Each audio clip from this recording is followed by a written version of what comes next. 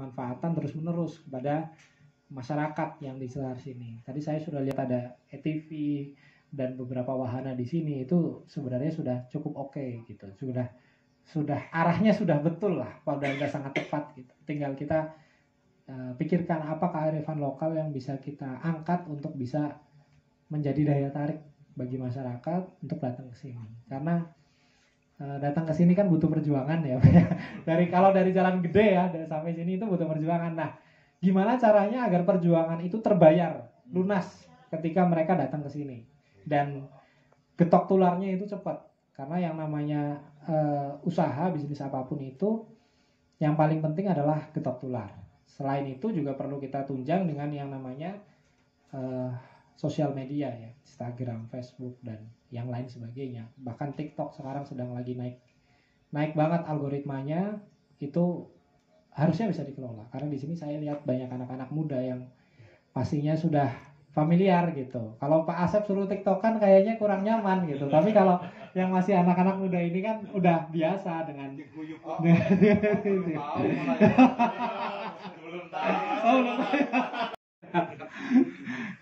kurang lebih seperti itu. Lebih banyak kita diskusi mawon ya, bapak-bapak. Jadi apa yang bisa kita diskusikan, ayo apa yang bisa saya sharing ya insya Allah itu akan saya bagikan kepada teman-teman semuanya. Kurang lebih begitu. Matur nuwun. Assalamualaikum warahmatullahi wabarakatuh. Jadi dilihat dari agronya, wahananya, dan lain-lainnya. Sebelum yang lain bertanya, Mas Teguh silakan. Dan ada 7 bulan lagi mau diapakan. Tadi kan belum diceritakan ini. Ya. Kemudian mungkin ada hal-hal apa lagi yang menarik gitu, kita akan dengar cerita beliau. Karena juga basicnya pariwisata dengan kondisi objektif seperti ini, apa yang nanti perlu kita kembangkan lagi. Monggo Pak, ditambahkan lagi. Baik, matur nuwun Pak Teguh, Pak Asep. Tadi masukannya luar biasa. Ini kebetulan karena nggak sengaja ya. Jadi ceritanya tadi saya minjem motornya Mas Miraj. Kuncinya hilang, tapi motornya masih nyala.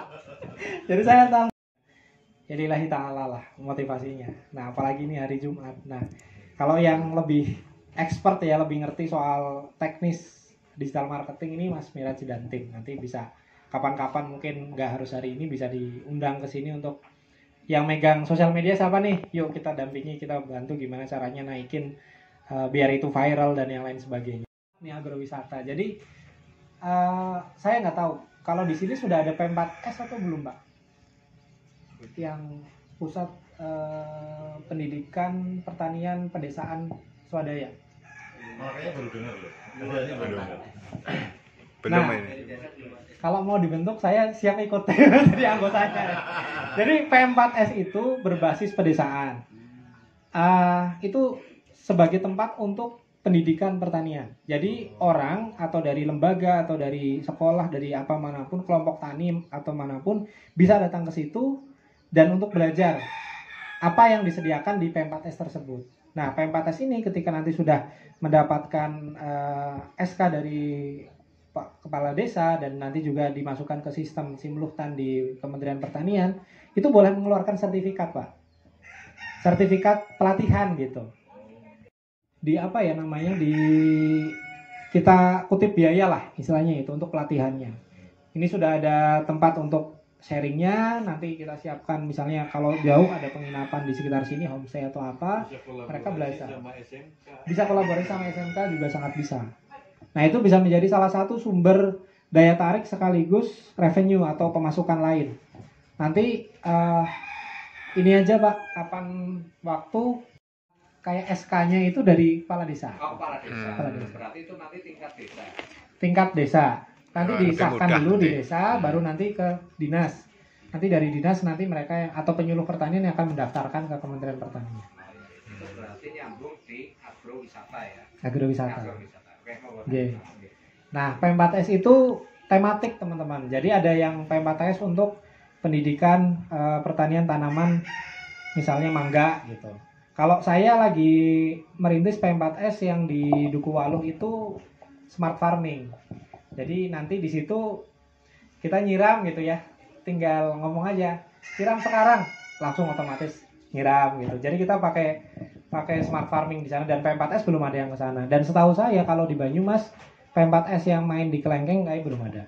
Jadi ini peluang juga bagi teman-teman untuk bisa didaftarkan di P4S. Jadi nanti ini bisa, kalau bagus pengelolaannya, bisa menjadi rujukan. Langsung dibentuk Pak Mamat. Di sini teknologi ya. Gak harus Pak. Itu tadi maksud nyiram itu gimana? Kalau saya memang P4S-nya untuk smart farming. Jadi orang datang ke sana belajar tentang smart farming yang berbasis teknologi gitu. Tapi P4S lainnya beda-beda. Ada yang P4S untuk misalnya gula semut, itu ada. P4S khusus untuk lemon, itu juga ada sendiri gitu. Jadi ada yang berbasis tanaman atau berbasis pengetahuan yang ada di sana. Ini kan udah ada kelengkeng, ya udah P4S kelengkeng aja. Siapa tahu nanti bisa menjadi salah satu rujukan P4S di Jawa Tengah yang memang di kelengkeng. Jadi kelengkeng yang ada itu 17 hektar dengan Duta Petani Milenial untuk Jawa Tengah, Pak. Jadi saya memang lagi mengumpulkan nih kader-kader petani muda di setiap desa, setiap daerah. Jadi nanti kalau misalnya di sini banyak anak-anak muda yang berkecimpung di dunia pertanian, ya kita masuk aja di situ menjadi salah satu bagian dari himpunan petani milenial. Nanti teman-teman bisa banyak mendapatkan informasi atau akses lah terhadap banyak bantuan dari kementerian. Itu satu yang soal P4S. Terus yang kedua, kita harus jeli ya teman-teman untuk melihat satu peluang gitu. Karena kalau misalnya kita sekarang ngomong wahana selfie lah misalnya, kira-kira apa yang bisa ditawarkan di sini yang tidak ada di tempat lain atau tempat wisata lainnya. Nah, kalau saya jujur melihat sekarang kan mayoritas market atau wisatawan itu kan generasi milenial lah, usia 17 sampai 35. Yang di atas itu atau di bawah itu ada, tapi kue terbesar atau pasar terbesar itu 17 sampai 35.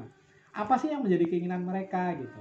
Nah, kalau saya jujur termasuk orang yang kayaknya kalau melihat ada tanda cinta gitu buat selfie itu udah terlalu banyak lah gitu. Di mana-mana ada, di Curug, di mana di sini, aduh udah terlalu banyak. Jadi kita harus mencari satu yang benar-benar menjadi ciri khas di sini yang tidak ada di tempat lain, yang justru menjadi keunggulannya di sini. Misal contoh yang tadi nyambung juga untuk 7 bulan itu tadi ya. Kita ada satu champion kita di Aji Bareng, masuknya dari Makradenan sih, di Gumelar sana, namanya Mas Teguh. Dia bikin pusat pelatihan madu di sana, bekerja sama dengan kelompok tani desa LMDH dan beberapa kalau dia nginduknya ke Kementerian Lingkungan Hidup. Mas itu belum ada ranch loh Pak. Ranch itu apa ya? Yang buat kuda itu loh. Orang ingin berkuda sekarang larinya ke tempatnya Pak Raufik Hananto, DPR RI yang di Purbalingga. Untuk apa? Buat naik kuda, untuk belajar naik kuda. Karena sekarang anak-anak kecil atau yang generasi milenial itu malah justru mencari pengalaman-pengalaman seperti itu. Naik kuda, memanah, berenang. Kan sunnah rasulnya kan itu kan 3 kan. Nah kalau berenang udah banyak lah, di mana-mana bisa. Tapi untuk naik kuda sama memanah kayaknya belum ada nih di sini. Dan menurut saya kalau memanah nggak butuh modal yang gede. saya punya panah nganggur itu. Nah itu dia. Tinggal dicari lokasinya Pak yang cocok di mana di sini. Belum ada soalnya ya. Dulu di atas di Baturaden ada, tapi sekarang kayaknya udah nggak ada. Nah aktivitas-aktivitas yang bisa bersahabat dengan lingkungan, dengan pandemi dan COVID seperti ini adalah aktivitas outdoor. Nah itu yang harus kita tonjolkan gitu. Mungkin kalau untuk bikin ranch kuda itu masih agak panjang nanti kita pemikirannya, untuk nyari dan yang sebagainya nanti bisa saya koneksikan dengan Pak Raufik juga. Siapa tahu dia mau buka di sini, itu juga sangat memungkinkan. Tapi kalau panah insya Allah itu bisa dalam waktu dekat gitu. Nah itu bisa menyasar banyak market, mulai dari PAUD, anak SD, SMP atau SMA, atau bahkan komunitas-komunitas yang muslim gitu. Jadi yang mereka benar-benar ahlul sunnah wal jamaah lah gitu. Nah itu bisa dijual. Artinya kita bisa mengandalkan itu untuk yang 7 bulan itu tadi. Jadi berbasis komunitas nanti di sini. Dan carilah peluang-peluang yang tempat lain itu belum ada. Pok Darwis di Banyumas itu kan hampir tiap desa konten ya Pak? Ada. Hampir tiap desa ada. Jadi sekarang kita tinggal milih nih.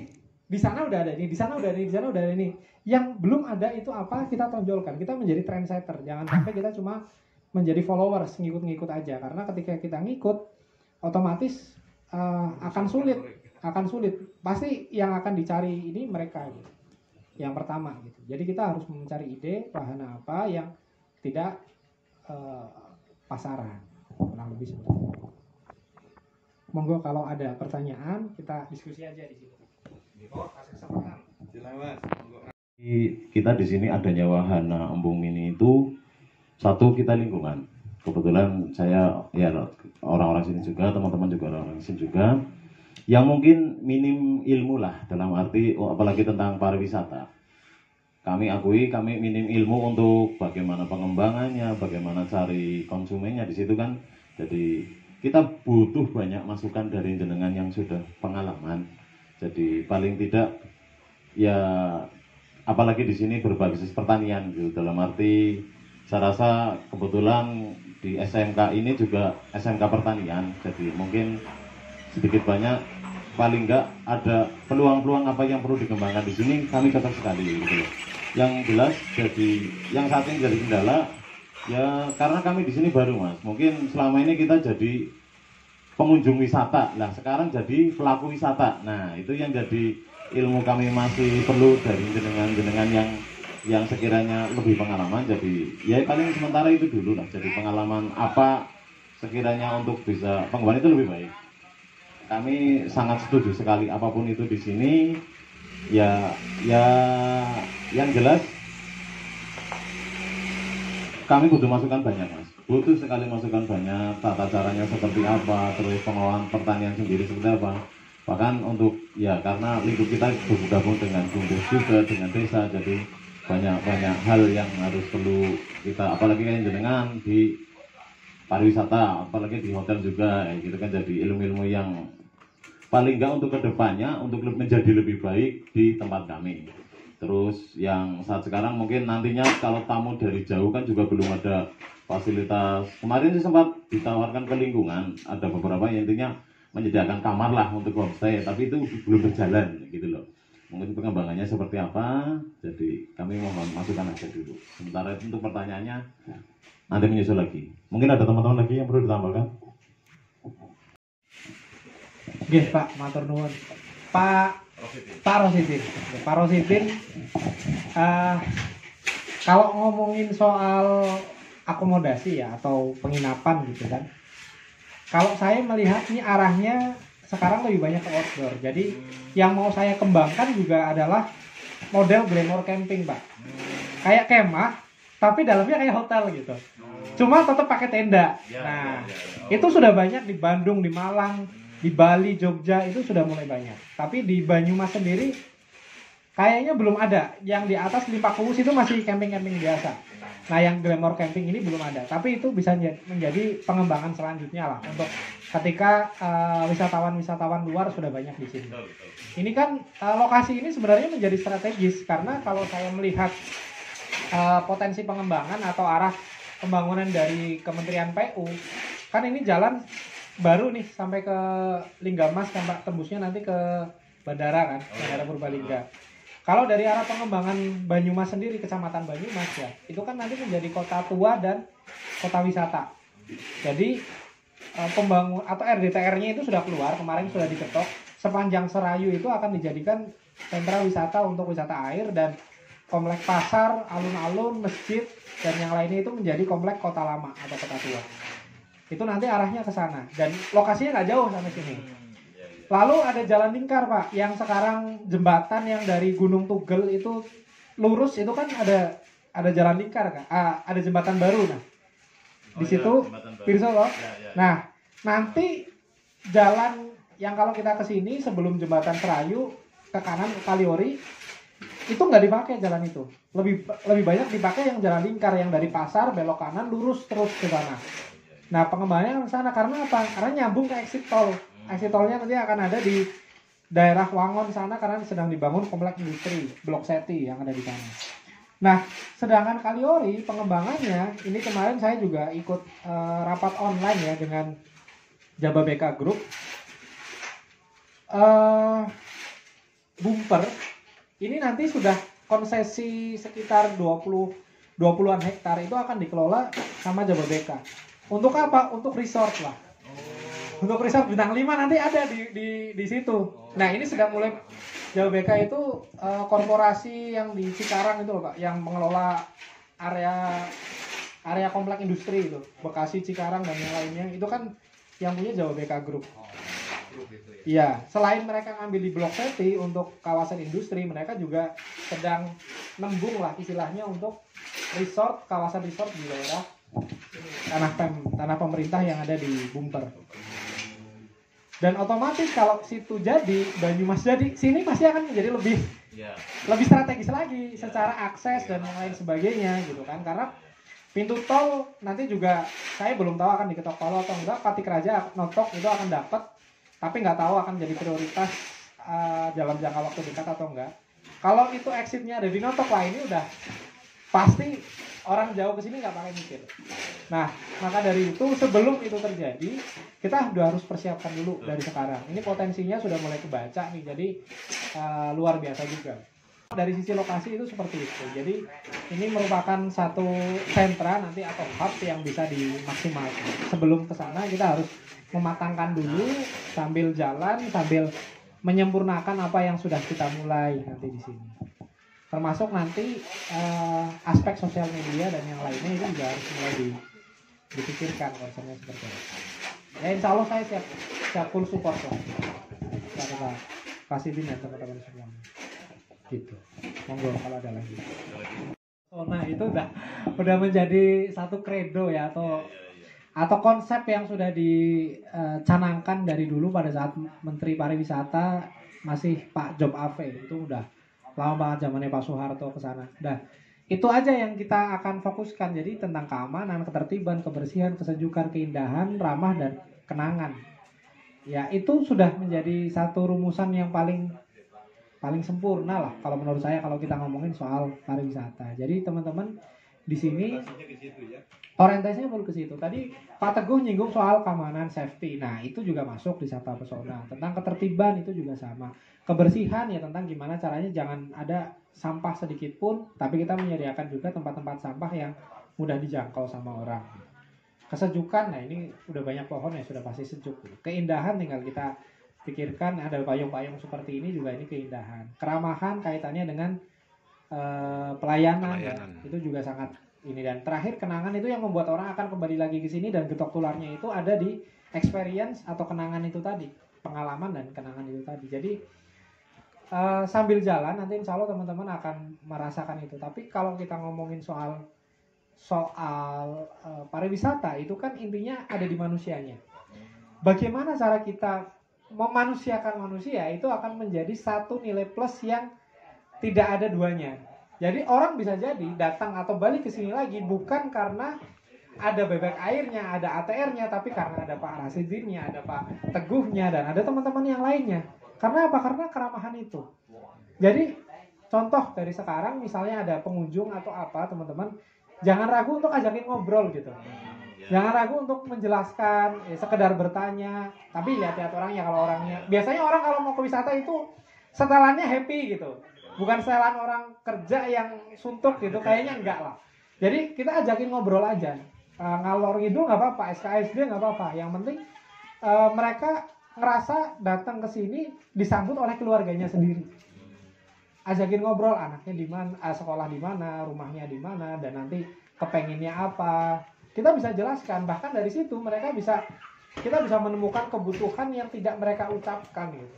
Nah, itu yang kita akan tekankan. Nah, kalau saya dulu diajarkan itu nggak boleh bilang enggak sama keinginannya tamu. Mereka mau apa, kita akan cari cara untuk gimana caranya bisa memenuhi keinginannya itu gitu. Misalnya contoh, Pak, di sini ada nggak tempat foto yang enak?